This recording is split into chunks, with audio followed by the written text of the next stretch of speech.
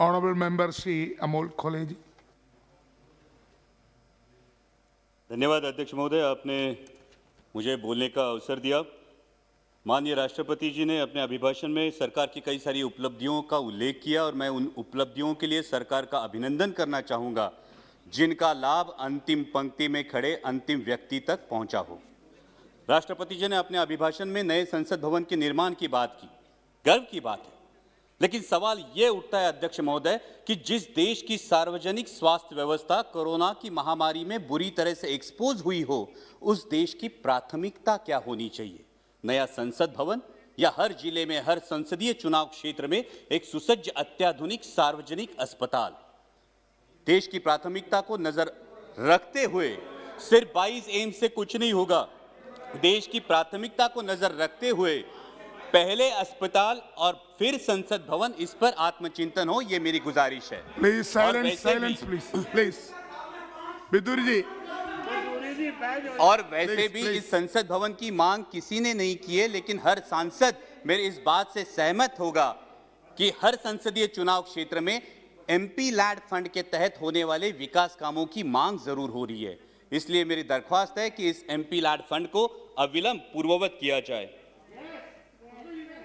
इसमें अभिभाषण में केंद्र और राज्य की सरकारों के बीच कोऑर्डिनेशन की भी बात की गई। माननीय minister of finance state Anurag ji यहां उपस्थित है। मैं आपका ध्यान आकर्षित करना चाहूंगा कि महाराष्ट्र की सरकार को जीएसटी की 25,000 करोड़ की राशि प्रदान होना बाकी है, उस पर अविलंब विचार किया जाए। राष्ट्रपति जी ने अपने अभिभाषण में युवाओं के रोजगार की बात की। इस सरकार ने सपना दिखाया था कि सालाना 2 करोड़ युवाओं को रोजगार मिलेगा।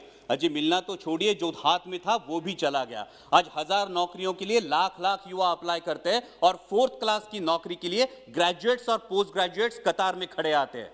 पहले नीम और अब नेशनल अप्रेंटिस जैसे प्रोग्राम, ये जो नीतियां हैं, ये देश के युवा वर्ग के लिए शोषण व्यवस्था साबित हो रहे हैं।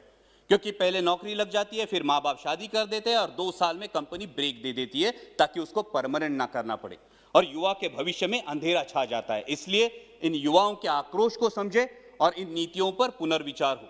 इस अभिभाषण में और एक बहुत अच्छी बात की गई, वो है आत्मनिर्भर भारत की। जब हम सब ने सुना था कि देश को बिकने नहीं देंगे तो हर किसी को गर्व महसूस हुआ था, लेकिन शायद उसके बाद OLX का विज्ञापन कुछ ज्यादा प्रभावशाली साबित हुआ और वो नीतियों में भी दिखने लगा। बेच डाल, BPCL बेच डाल, BSNL बेच डाल, एयरपोर्ट्स बेच डाल, सीपोर्ट्स बेच डाल। अब डर लगने लगा है कि यह आत्मनिर्भर भारत की बात हो रही है या फिर चुनिंदा पूंजीपति निर्भर भारत की। मैं सचेत करना चाहूंगा कि इस प्रकार से मुक्त अर्थव्यवस्था के आड़े में अगर हम क्रूनी कैपिटलिज्म को बढ़ावा देकर देश के संसाधन चुनिंदा पूंजीपतियों के हाथ में सौंप दे तो देश की आने वाली पीढ़ियां हमें कभी माफ नहीं करेंगी। इसमें राष्ट्रपति जी के अभिभाषण में किसानों की योजनाओं की बात की गई, लेकिन आज जो हमारे अन्नदाता, हमारे किसान भाई दिल्ली की सरहदों पर आंदोलन कर रहे हैं, जिसमें 200 से भारतीय, मैं भारतीय कहूंगा, 200 से भारतीय शहीद हुए, उनके प्रति कोई संवेदना इस अभिभाषण में नहीं दिखाई दी। यह आश्चर्यजनक है। गणतंत्र दिवस पर जो घटना घटी उसकी आलोचना अभिभाषण में हुई। हिंसा का कोई समर्थन नहीं हो सकता, ना ही होना चाहिए, लेकिन उसके उपलक्ष्य में, sir please let me continue, हिंसा का कोई समर्थन नहीं हो सकता, ना ही होना चाहिए, लेकिन उसके उपलक्ष्य में इस किसान आंदोलन को बदनाम करने की जो साजिश रची गई वो निंदनीय है। पहले बताया गया कि सिर्फ पंजाब के किसान हैं, फिर बताया गया कि ये तो आड़तीय है, फिर बताया गया कि ये खालिस्तानी है। Please sit down. Bidur ji, honourable member Bidur ji, बैठिए। Bidur ji please take your seat. Bidur ji, honourable member please take your seat. So please bring house in order. Why you are angry? Sir अगर You sit down there. Sir अगर ऐसे बोलेंगे, कल इनके नेता भी बोलेंगे, तब हम बीच में चलाएंगे, फिर अच्छा होगा सर। No, why? ये जानबूझ के है।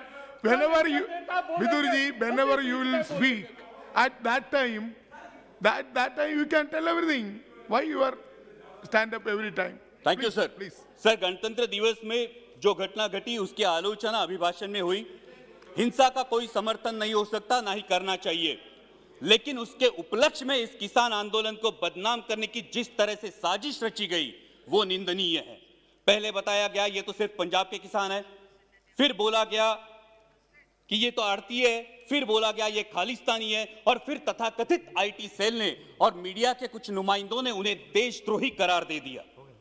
मैं पूछना चाहूंगा कि सर, जो बाप अपने 18 साल के नौजवान बेटे को बोलता है उठ तुझे फौज में भर्ती होना है, तूने बेल्ट की नौकरी करनी है, जो मां अपने बेटे को बॉर्डर भेजते हुए बोलती है कि अगर दुश्मन ने देश पे गोली चलाई तो तूने अपना सीना आगे कर देना है, तो वो देशद्रोही कैसे दिए जाते हैं?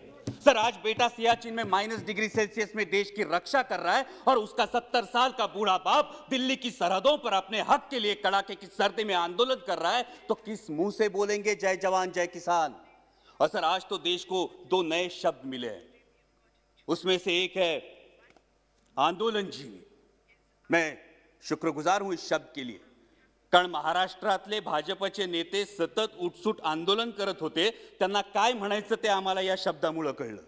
पण ज्या कष्टकरी वर्गासाठी आमचे बाबा आढावांसारखे सामाजिक कार्यकर्ते वयाच्या 90 ठामपणे उभे राहतात, ते मात्र महाराष्ट्राचा अभिमान है। लेकिन मैं पूछना चाहूंगा सर आपके माध्यम से कि जिस देश की स्वतंत्रता की बुनियाद ही आंदोलन हो, उस देश में इस बात का प्रयोग कैसे किया जा सकता है? सिर्फ 1 मिनट में कंक्लूड करूंगा सर।